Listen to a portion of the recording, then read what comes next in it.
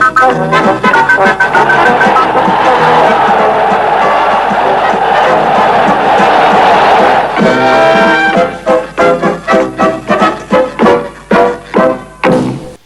gancio, dopo un inseguimento durato ben 12 giornate, gli eccezionali agganciano la vetta proprio la domenica che precede lo scontro diretto del 15 febbraio. Buonasera e benvenuti al videopunto della 19ª giornata. Leggiamo subito i risultati e le classifiche.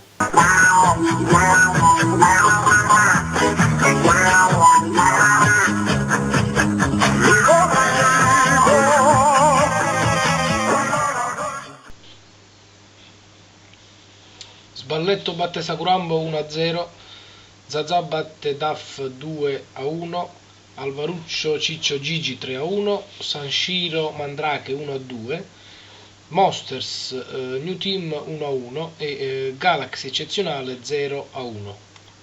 La classifica vede New Team ed Eccezionale guidare a 34 punti, Sballetto 29, Sakurambo Mandrake 28, Zazà 26, Ciccio 25, Galaxy 24, Monsters 21, Sanshiro Alvaruccio 20, Daf 17. Analizziamo adesso le partite nel dettaglio.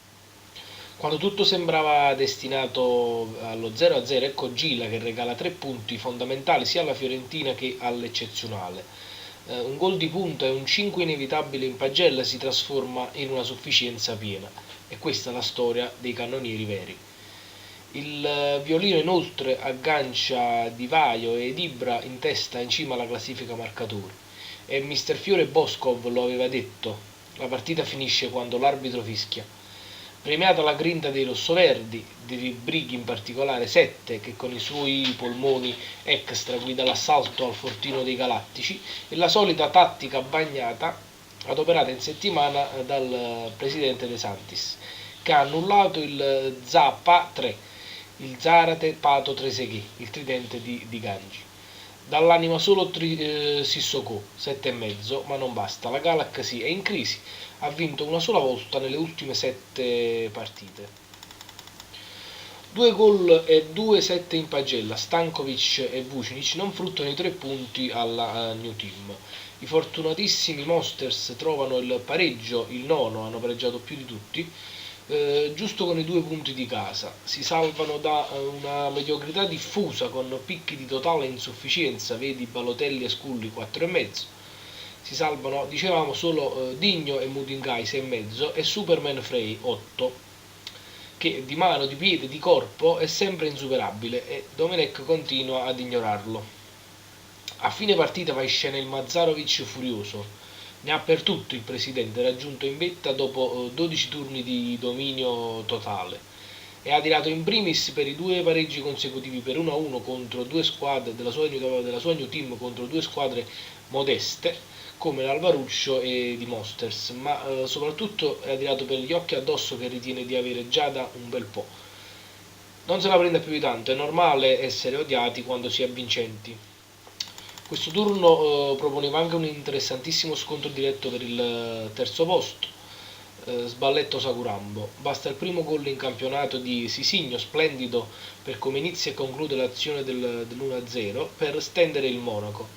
Rosina e Lavezzi, croce e delizia, deludono entrambi, ma si sa è il destino dei fuoriclasse. Il resto della squadra non fa certamente meglio, solo Castellazzi supera la sufficienza e la Sakurambo rimane inchiodata all'ultimo posto della classifica a punti.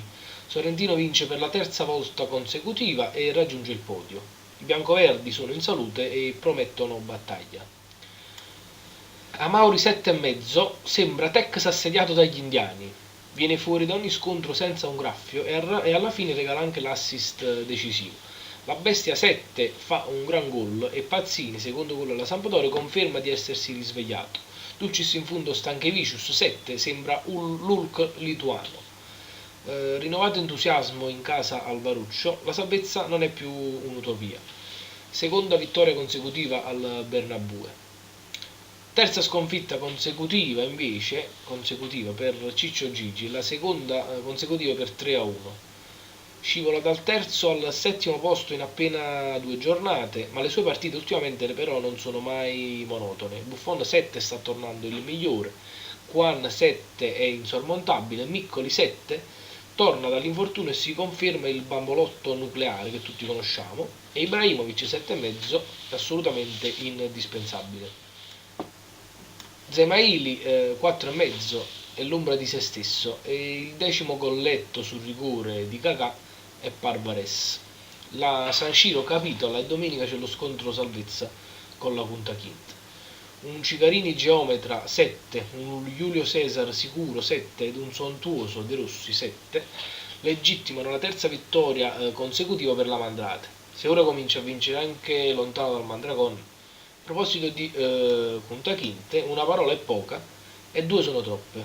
Lo strazio continua, quarta sconfitta consecutiva, la terza volta per 2-1. Dopo 11 giornate, 11 sempre questo numero, è tornata all'ultimo posto. Bianco è in caduta libera. Hamsik e Simplicio al sesto gol, entrambi come Totti dall'altro lato, bastano ed avanzano a portare il Real Zazà a 3 punti dal podio. A proposito di Scognamiglio, avevamo quasi perso le speranze, ma finalmente ieri abbiamo dato un volto all'ispettore. Vediamo. Buonasera signor Scognamiglio e benvenuto su Rete Cirimele. Buonasera. Buonasera. Finalmente abbiamo la possibilità di darle un volto. Lei è da sempre completamente assente dalla vita del Fantacerimele. Cioè, è possibile che la sua partecipazione si limiti solo alla consegna settimanale della formazione? Non credo di essere assente. No, ci dica, cioè, poiché si vede che lei non partecipa molto alla vita del sito, non conosce molte cose del sito, sappiamo che manda solo la formazione. Vabbè, diciamo che non sono partecipe al 100%, però cerco di fare il massimo. È un periodo, diciamo che è un periodo di transizione. Di transizione, perfetto. La sua sembra una tra le rose meglio assortite, lo dimostra il secondo posto nella classifica a punti. Sì, in effetti negli ultimi 2 anni abbiamo dimostrato di essere sempre ai primi posti. A proposito degli ultimi 2 anni, lei ha vinto le ultime 2 edizioni del Fantacerimele e domenica, se batte la Spalletto, potrebbe agganciare il terzo posto. Cosa si aspetta quest'anno? Io penso che siamo in risalita. Io mi aspetto sempre il meglio dalla mia squadra. Il meglio, cioè, che piazzamento speri di raggiungere? Speriamo con la campagna acquisti di aggiungere qualche tassello alla Quindi squadra. mettere la mano al portafoglio a febbraio? Non lo so, dipende un po' dalla crisi, quello che ci porta. Un po' di crisi in tutti i settori, hai ragione. Senta, il suo attacco è solo Del Piero e Totti, rispettivamente 34 e 32 anni. Non crede sia un po' anzianotto? No, credo che anzi dà molta affidabilità. Ma in termini di gol ne fanno pochini. Beh, Totti ha giocato molto poco, Del Piero Ha giocato poco perché essendo un po' vecchio si infortuna spesso. Sì, in effetti sì, infatti spero di poter aggiungere proprio in attacco qualche tassello, anche se c'è poco da fare. Fortunatamente però comunque ha un abbiamo una centrocampo che squadra sopperisce. molto assortita. Fortunatamente ha un centrocampo che va spesso in rete, segnano molto al centrocampo. E infatti la squadra è studiata apposta. Chi è il suo preferito al centrocampo? Hamsik. Senza dubbio. Perfetto. Presidente, noi la ringraziamo per essere intervenuto a Rete Cirimele e speriamo di vederla al più presto. Posso dare un bacio? In bocca! No, in bocca no! Vi lasciamo ora al gol di Vucinic, il più bello della giornata secondo la Gazzetta dello Sport. Arrivederci e alla prossima. Dall'inizio della ripresa Milanetto per Van den Borre, al secondo minuto sontuosa giocata di De Rossi per Vucinic, un sinistro eccellente, niente da fare per Rubinho e la Roma raddoppia.